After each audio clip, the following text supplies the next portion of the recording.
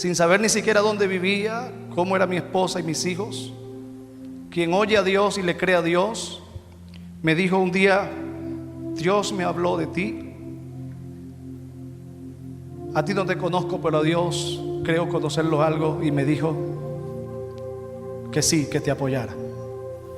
Así que, y me lo demostró con hechos, no fueron solo palabras. Cada consejo, cada respaldo, y moverse de Puerto La Cruz acá a traer una palabra de Dios, teniendo una agenda tan estrecha y tantos lugares donde predicar, que hoy me bendiga mi padre Edgar Bastardo, mi pastor Edgar Bastardo, por este lugar.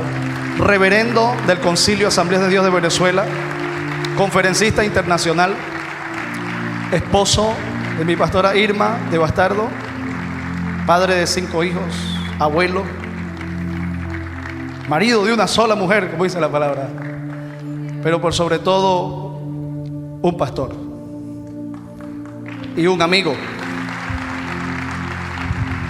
y un padre.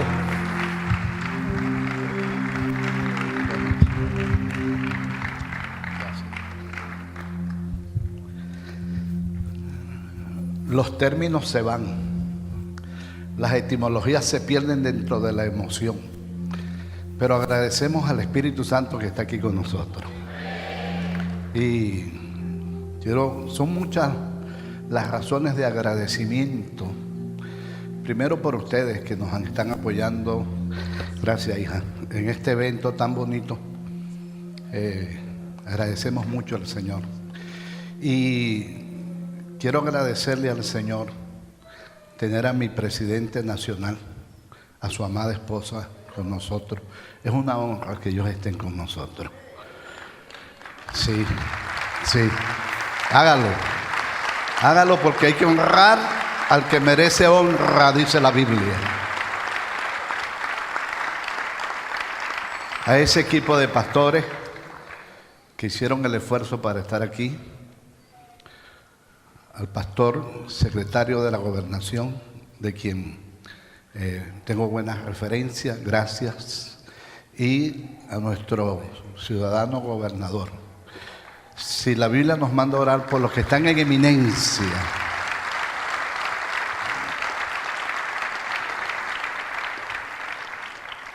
fíjate, si la orden es general, con términos de interpretación abierta, entonces, ¿qué papel juega Dios cuando nos dice: oren por ellos para yo bendecirlos? Ese es el concepto que Dios maneja, y ese debe ser el concepto ético de la iglesia, ¿verdad? Dar gracias a Dios y expresar el amor y el respeto. Por eso acompañé a mi presidente para personalmente saludar al ciudadano gobernador, quien tiene también una tarea importante y que con la oración de ustedes lo va a hacer cada día mejor. Sí, gracias a Dios. Gracias a Dios.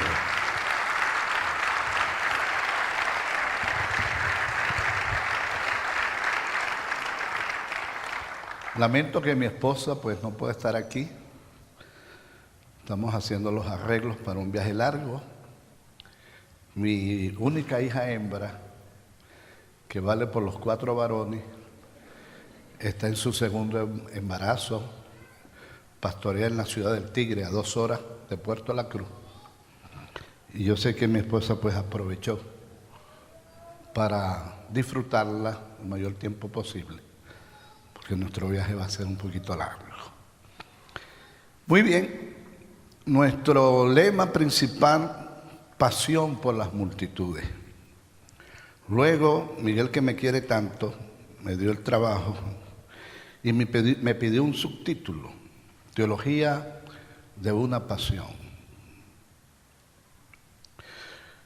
Estamos basados en Mateo 9:36, la escena de ver la gente, tener compasión y atenderlas. A manera de introducción, quiero decir, y le voy a agradecer que no se distraiga porque yo no entiendo mucho lo que escribí, pero lo escribí. Me gustaría que usted lo entienda. Puede haber principio y fin en los diversos órdenes de la realidad o del pensamiento. Principio es aquello de lo que procede una cosa tanto en el orden lógico como en el orden real. Principio puede ejercer una influencia causal, o bien puede ser lo primero en una serie, un simple punto de partida. El fin puede entenderse como perfección a la que tiende a ser una virtud de su dinamismo como conclusión de algo, o bien como meta que uno se ha propuesto alcanzar. En la concepción mítica antigua, el principio, los orígenes, se consideraban como el momento de perfección al que seguía luego una degradación progresiva. En esta degradación progresiva venía lo que se llama la perfección, que se concibe como un retorno a los orígenes. Esa filosofía que acabo de leerle, se la voy a repetir. La perfección se concebía como un retorno a los orígenes. Esta es una filosofía con términos de escatología. Por eso para mí es importante su atención en lo que estoy dando como introducción para poder comprender el contenido del perfil del lema pasión por multitudes. Y hablando de eso, quiero ir a Apocalipsis 1:8, cuando habla la frase principio y fin. Como dije, son de alta escatología filosófica. El fin de la escatología profética dice: Dios terminó antes de comenzar. Es decir, cuando Dios estaba en su principio, ya tenía el final de su principio. Y en el final de su principio hubo un profeta que no existía por ninguna parte, pero a quien Dios le reveló sobre este sentimiento que era de él en el principio. ¿Para qué? En nuestras limitaciones y en un evento como hoy podamos disfrutar la verdad del profeta.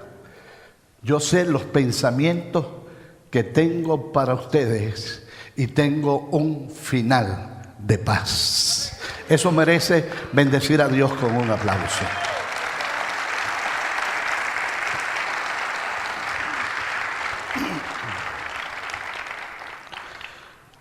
Ya dejando un poco el pensamiento de Apocalipsis, permítame entrar en lo que yo llamo perspectivas del lenguaje. Hablamos de multitudes. Encontré lo siguiente: multitudes para Dios es uno. Abraham, serás padre de multitudes con un solo hijo. ¿Por qué Dios maneja este lenguaje? Recuerden que había un representante de Israel intelectual que no asimiló la emisión de la enseñanza biológica espiritual del nuevo nacimiento.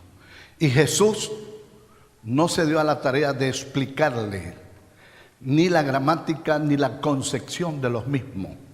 Simple y llanamente le llamó la atención y le dijo: ¿cómo que un hombre del nivel tuyo no puede comprender la verdad que estoy transmitiendo ahora?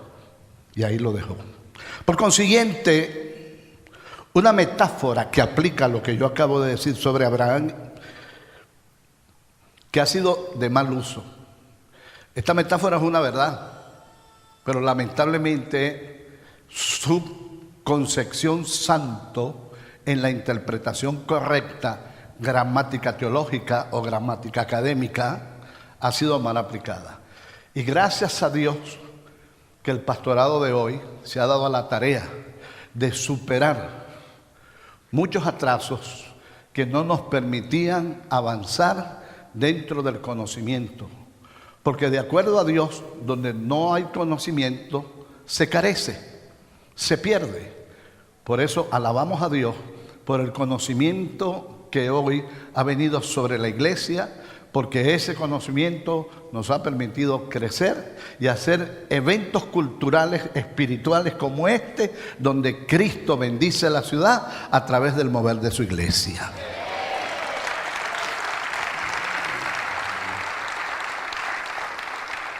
Meléndez y Elizabeth, si la gente sigue aplaudiendo, les aumento la tarifa. Y es cuando se refirieron a la oveja perdida para dejar 99. El concepto que le dimos fue separar 99. Y no nos quedamos con el valor de una en el sentido en que Dios lo maneja, sino en el sentido de crear una lástima, de crear una pobreza de espíritu, pero no esa pobreza de espíritu a la que se refiere en las Escrituras, sino a esa pobreza de espíritu de desamparo. Y hay gente creyente que se creyeron de verdad que eran ovejas. Lo único que le faltaba era decirme más nada. Y con eso perdían el propósito de lo que Dios quería hacer en su vida, sin entender que el Evangelio dejó de ser un concepto religioso para ser un estilo de vida que podemos disfrutar, un estilo de vida que podemos compartir, un estilo de vida en el que podemos conocer mejor a Dios a través de Cristo. De manera que esa ovejita, en el lenguaje de lo que les estoy hablando, sobre las 99, representa esa sola ovejita, está incorporada dentro de las 99, porque la idea es mostrar que tanto valor tienen las 99 como tiene una, y que ambos disfrutarán de la misma bendición. Por eso Cristo se preservó en su lenguaje escatológico al decir, o profético mejor dicho, al decir, donde 2 o 3 en mi nombre quieran estar, allí estaré yo. Igual que estaré donde haya muchas multitudes. El secreto es que estén en mi nombre. Y aquí estamos en el nombre más grande y más glorioso que el mundo ha conocido. Que viva el nombre de nuestro Señor Jesucristo.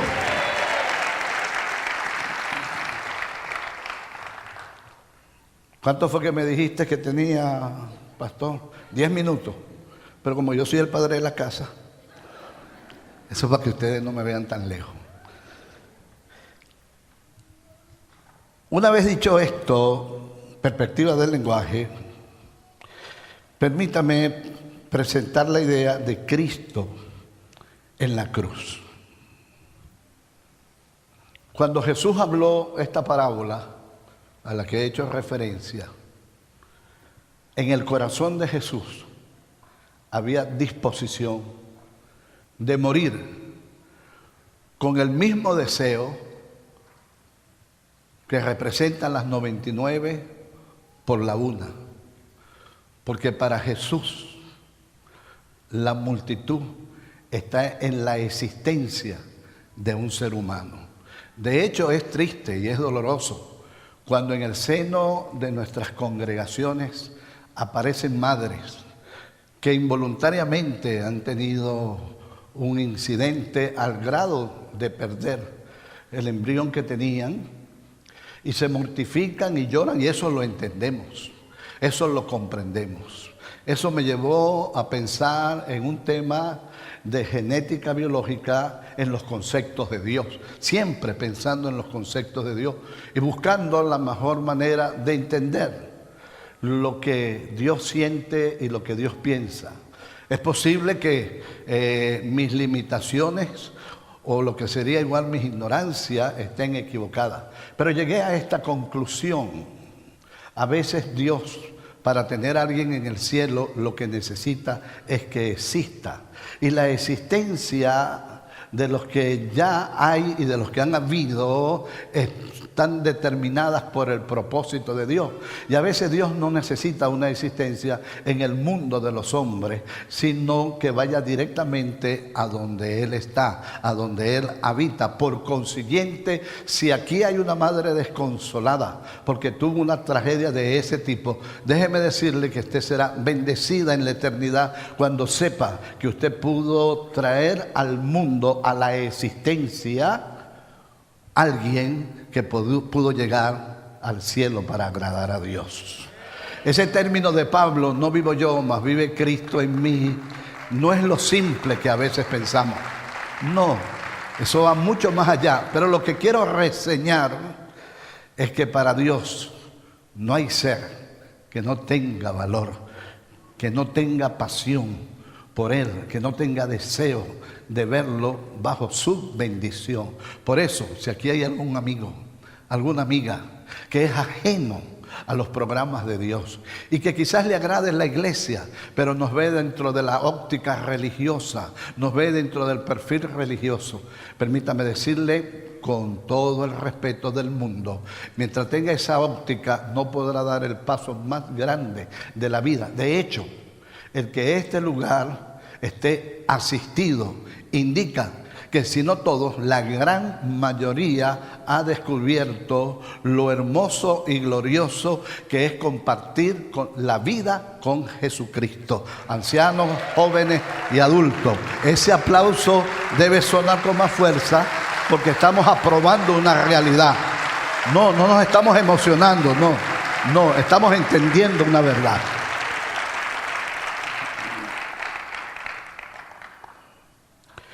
Dentro de esto quiero hablarles también sobre un perfil dentro del fin. Cuando usted va a Levítico, capítulo 17, versículo 11, usted va a encontrar la frase que la vida está en la sangre de la persona. Mi presidente, estoy analizando eso muy personalmente, evaluando estos términos anatómicos. Y me preguntaba, estamos convencidos que el alma existe. Y sabemos que cada ser humano tiene un alma. Eso está demostrado, aún en los términos más simples de la ciencia. Pero ¿cuándo nace? ¿Cómo llega a existir el alma en el ser humano? Y entendí que es a través de la sangre que el alma nace en la vida de la multiplicación que Dios autorizó en la facultad del hombre. Por consiguiente, todo ser humano, a través de la sangre, posee su propia alma que pasa a ser un ser espiritual. El misterio de formación, lo respeto, todavía no llego a esa fase y no me preocupa mientras Dios no tenga interés de hacerme comprender esa verdad. Pero lo que quiero reseñar es que si el alma es la sangre, y acabo de decir que uno para Dios es muchos y muchos para Dios es uno, significa entonces que cuando Jesús estaba en la cruz derramando su sangre, óigalo bien, también estaba derramando su alma. Y si Jesús dio su alma por usted y por mí, ¿de qué no será capaz Jesús dar para que siga en evidencia tangible, elocuente, el gran amor de Dios? De manera que no existe nadie en este escenario que no tenga valor para el amor de Dios. indistintamente a la condición social, espiritual, intelectual, económica y del orden que sea, que satisface al hombre en integrarlo. No importa en qué condición usted se encuentre. Aquí lo que importa es lo que Jesús logró hacer. Por eso, cuando Cristo pronunció la frase, en tus manos encomiendo mi espíritu, ya estaba diciendo, ya te brindé mi alma, Padre, por cada hombre y por cada mujer. Por eso, con satisficio, con placer, con gozo y con alegría, Dios dio la orden: los hombres serán perdonados a través del sacrificio de mi Hijo.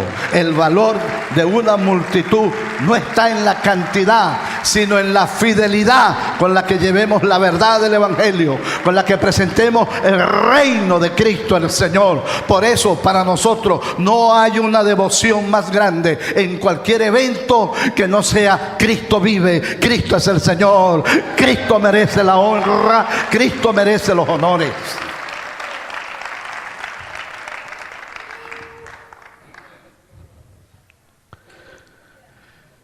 La sangre posee un principio de vida, la vida del cuerpo. Por supuesto, el cuerpo completo ya se deriva en todo eso. Esto es una revelación doctrinal. Es una doctrina que los expertos en anatomía han confirmado. Este líquido es importante. Él circula por todo el sistema humano y fue enseñado por Salomón. Sí, Salomón lo enseñó en su lenguaje figurativo, que aparece, no lo voy a leer, en Eclesiastés 12:6. Cuando usted lea Eclesiastés 12:6 va a poder entender ese texto, que ha sido un poquito complicado para muchos, pero allí está representada el valor de la sangre y su distribución en todo el cuerpo. Y esto también fue descubierto por un doctor, William Harvey, en 1628. A pesar que algunos filósofos de Italia tenían algo de noción sobre esto, sin embargo, fue este anatomista el primero en dar a conocer el valor de la sangre en el cuerpo. Por consiguiente, quiero hablar sobre lo que es la pasión, que es el centro de la idea de este evento. Como antónimo a lo pérfido, estamos hablando de desleal, de traidor, y como la lengua real académica está eliminando tantos lenguajes, lo que está es complicando las cosas, pero como es la lengua real, pues se le ha respetado. Cambió el etcétera por la frase y otros, que es con la que concluyo este paréntesis. La pasión es santuario a los buenos sentimientos profundos que desafían el dolor físico y el dolor psicológico. Veo una gran imagen de un paralítico judío y de un gentil romano. Hablando de la concepción de pasión, aquí vemos pasión de amor, aquí vemos pasión de deseo y pasión de alegría dentro del sentimiento de Jesús. Por eso, cuando Cristo llega al estanque de Betesda o de Bersatá, un antiguo conjunto de piscinas situados en Jerusalén, denoten que aparecía un ángel. El ángel ya no le llamaba la atención a la gente. La gente estaba concentrada en el movimiento de las aguas. La gente era pendiente del movimiento de las aguas. No les daba admiración ver la presencia de un ángel, como ver las aguas moverse y quién podía aprovechar el movimiento de las aguas. Pero había tanta limitación que los que han leído y han escuchado parte de la historia saben que el hombre a quien Jesús le pregunta por su condición, por su situación, lo primero que manifiesta es su preocupación por no poder llegar al movimiento de las aguas. ¿Qué cosa? Que a veces la gente está tan envuelta en una crisis, en un desespero, en una angustia, que le están haciendo la pregunta del bien, le están haciendo la pregunta de la solución. Pero la crisis no les permite ver la claridad del propósito de lo que Dios va a hacer.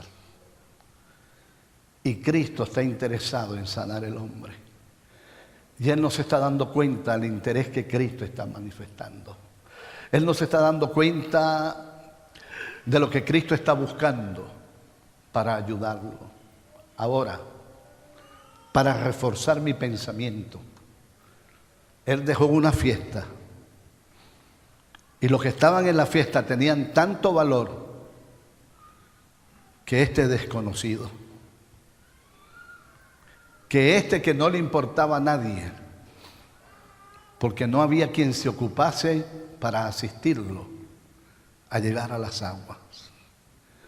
Yo no quiero ser melodramático y mucho menos manipulador de sentimientos, pero es posible, es factible que aquí haya alguien en ese desespero, en esa angustia, aún muchachos jóvenes que todavía no han empezado la vida, que todavía no han entendido la vida en ciertos conceptos, pero que están viviendo momentos complejos.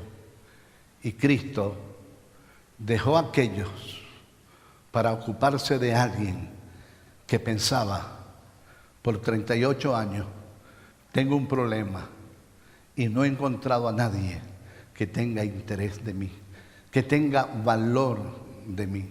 Damos gracias a Dios por lo que la psicología ha logrado alcanzar y aquellos conocimientos que algunos psiquiatras han podido aportar para ayudar al individuo en su interior. Pero las áreas más profundas y más críticas del alma no han podido ser tocadas por el hombre, porque es un derecho de la cruz del Calvario, porque es un privilegio de la cruz del Calvario, porque no hay nadie que tenga el amor ni la fuerza para llegar a esos lugares internos que no se llame Jesús de Nazaret. Y saben, Jesús se encargó de hacer lo que tenía que hacer para ayudar a este hombre en el bien de su necesidad. Por consiguiente, han habido ocasiones donde la presencia de los ángeles, como dije, no llaman la atención, sino el propósito que motiva a esas personas. Por eso Moisés estaba preocupado por los años que tenía, la situación que vivía, y cuando vio una zarza arder, no se ocupó del ángel que estaba manifestado allí, sino de la razón misteriosa que no consumía el fuego a la zarza.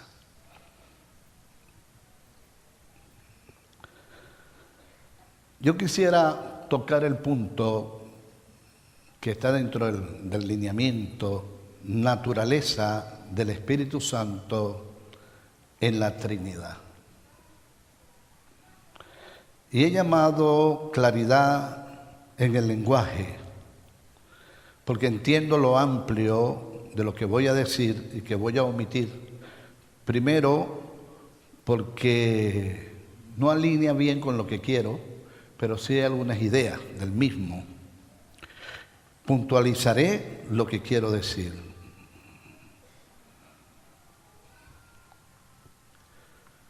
Yo quiero que usted denote lo grande y glorioso de Dios por el bien suyo y por el bien mío. Cuando llegue el tiempo, como dicen las Escrituras, de Cristo aparecer en el mundo de los hombres, Él era Dios. Como dice allá Juan 1:1, el verbo en el principio, el verbo con Dios y el verbo era Dios. ¿Qué significa esa conjugación de términos allí? Que Dios tenía su mundo antes que la expansión existiera. Y era un mundo completo, era un mundo de Dios, donde todo estaba bien. Pero permítanme emitir una axioteología, y es la siguiente: aunque Dios estaba completo en su mundo, porque así como dice que en el principio el Espíritu de Dios se movía, que es otra denotación de que ellos tres, hablando en el lenguaje de Dios, entendemos que Dios es uno solo, pero que habían tres personalidades y estaban sumamente felices. Pero Dios, en su perfección, pensaba tanto en el hombre. Y sin hiperbolismo, por eso hablo de axioteología, que me permite mover el lenguaje,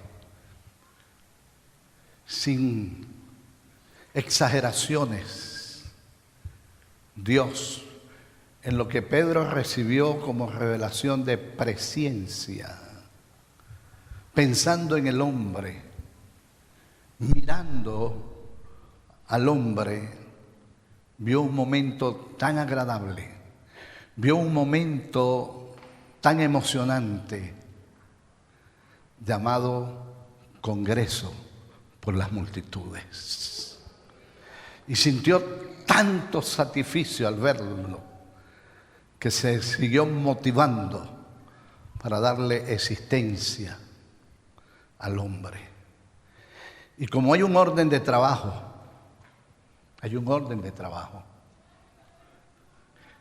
Ayer,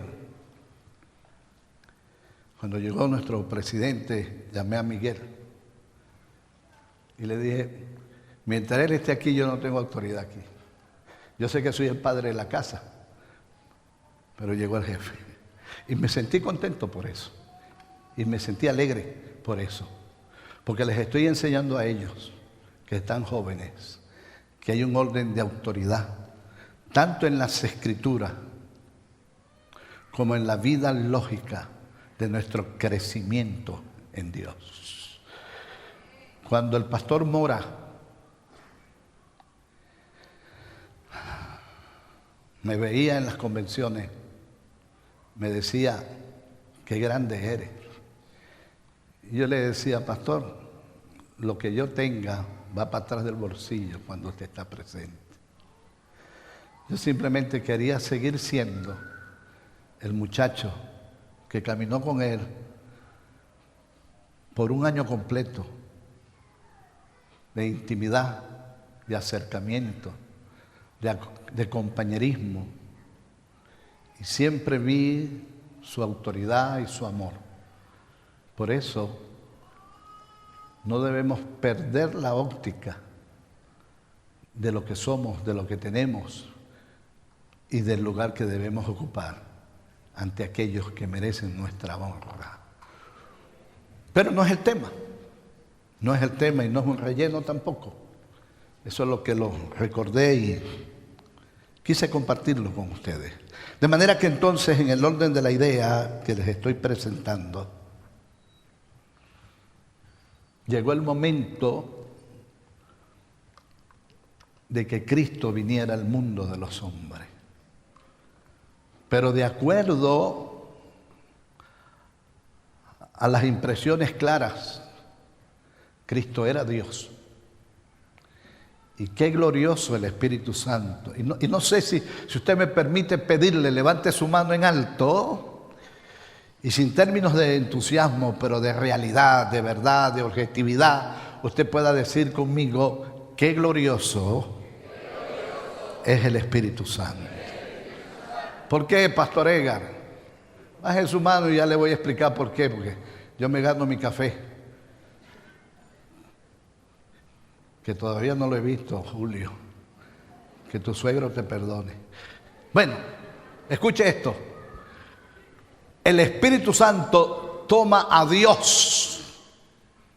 Yo no sé cómo lo hizo, pero tomó a Dios y lo metió en el vientre de María para que fuera concebido humanamente el Salvador del mundo. Que viva ese Espíritu Santo tan bueno, tan glorioso, tan amoroso. Y si se me permite la connotación, tan humilde al compartir tanta grandeza en un lugar como este, porque está su iglesia, la iglesia que será entregada, la iglesia que no puede perder la oportunidad de amar y de bendecir a uno como a muchos, no importa dónde estén, dónde se hallen, valdrá la pena ir por ellos. Bueno, de esa manera vino Cristo y esperamos que en la eternidad se nos ayude a entender cómo fue ese procedimiento. Pero hay algo que me preocupa sobre esta verdad, al punto que voy ahora. Como lo dije, Hechos 10 al 16, solo para que se oriente, habla así. Y va a ver, porque ya estoy terminando, Miguelito. Y tuvo gran hambre, hablando de Pedro, quiso comer, pero mientras le preparaban algo, le sobrevino un éxtasis. Vio el cielo abierto y descendía algo semejante a un gran lienzo, atado de las 4 partes, era bajado a la tierra, en el cual había de todos los cuadrúpedos terrestres, reptiles, aves del cielo. Y le vino una voz: levántate, y lo llamaron por su nombre: Pedro, es contigo, mata y come. El primer error de Pedro no fue entender los términos proféticos mata y come. Por la experiencia que había tenido antes, que luego se las voy a decir, esas frases son proféticas, en todo el sentido de los términos proféticos. Vea la reacción de Pedro. Y en esto tengamos cuidado, mucho cuidado. Pedro responde a la voz del Señor, al mandato del Señor, a la orden del Señor. Ninguna cosa común o inmunda he comido jamás. Ya ese replicar es ser desleal. Ya esa actitud es de desleal. Porque quien te está hablando es el Señor. Y tiene que volverle a hablar al Señor la segunda vez.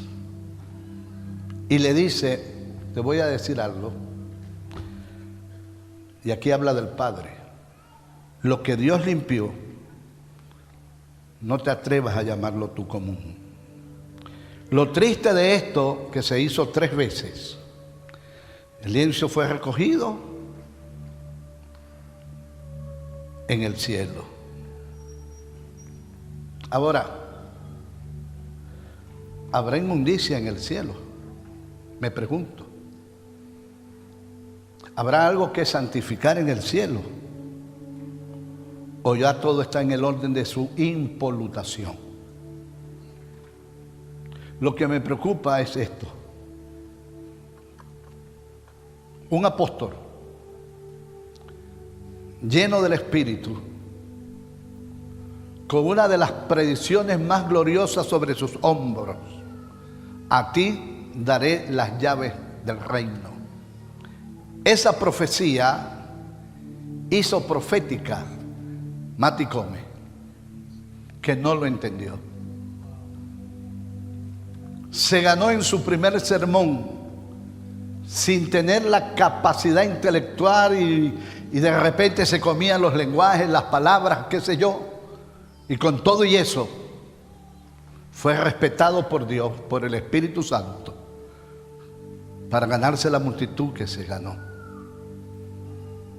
Mi pregunta: ¿dónde estaba la pasión de este hombre?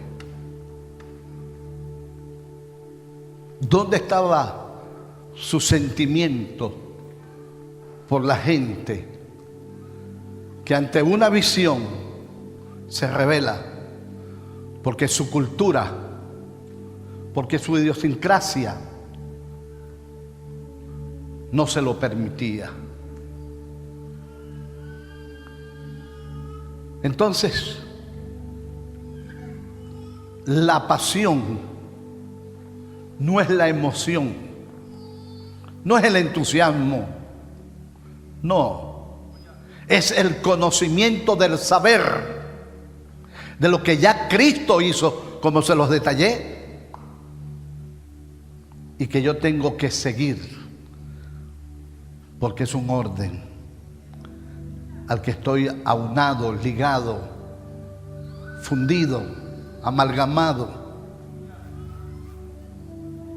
y que bajo ningún concepto no puede existir nada en el que yo ponga a Cristo abajo para poner otra idea arriba. Y este caballero, y no estoy hablando mal de él, sin embargo, si usted se va primero que yo y lo ve, no le diga que yo dije esto de él, déjeme a mí hablar con él. Yo sabré hacerlo. Pero me preocupa que eso que él tuvo en su experiencia lo llevara a actuar de esa manera, lo llevara a hablar de esa manera. Y Dios lo sabe. Dios es testigo de lo que voy a decir. Si al bajar después de esta charla, mi presidente me dice, vaya al baño y tráigame un poco de papel, lo haré con el mismo amor con el que estoy predicando.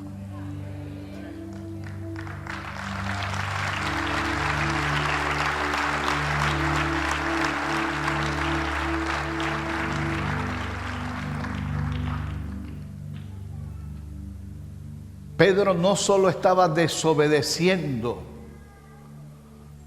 a uno de los momentos más apasionantes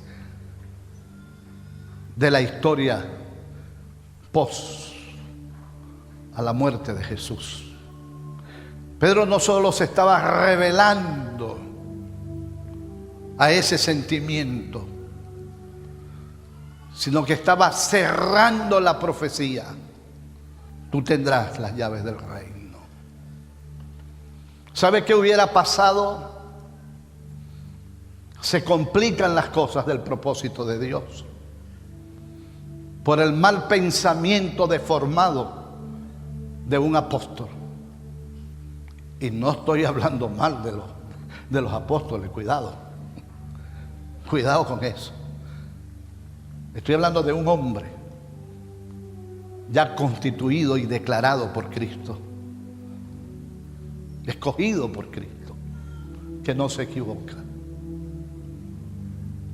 ¿En qué consistían las llaves del reino? Que el que iba a abrir la puerta para que los gentiles recibieran la salvación no era Pablo, era Pedro. Por eso es que la iglesia gentil, nosotros nacimos en los hombros de los creyentes que participaron del derramamiento de la salvación y del Espíritu Santo en la casa de Cornelio.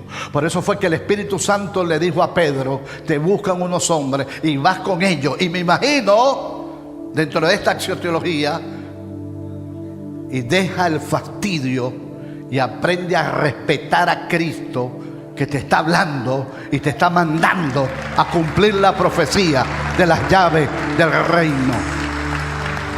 Así que yo espero que este evento no se quede aquí, que usted comprenda: tengo una responsabilidad que no está basada en emociones y en entusiasmo, sino en el conocimiento del deber, en el conocimiento de la responsabilidad, amar lo que Cristo amó y dar lo que Cristo dio, a uno o a muchos, no importa, todos tienen el mismo valor,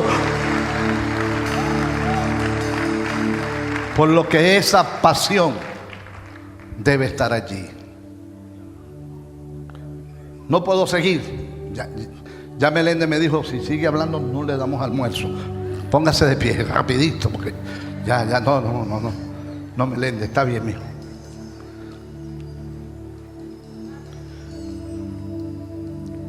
Por la tarde tendremos otros puntos. Esto es solo el abreboca para comprender la unificación de una verdad. Aunque aquí habemos representantes de diferentes congregaciones, si Cristo tuviera el placer de realizar el levantamiento que está predecido para nosotros, todos los que estamos dentro del orden del sacrificio desapareceríamos de este lugar y los aires se llenarían de alabanza, porque vamos para casa.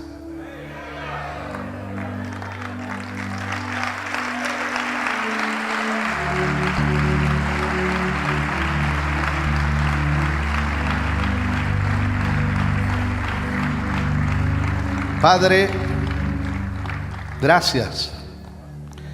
He querido ser muy objetivo y lo más sencillo en el lenguaje para lograr el objetivo que demanda este evento.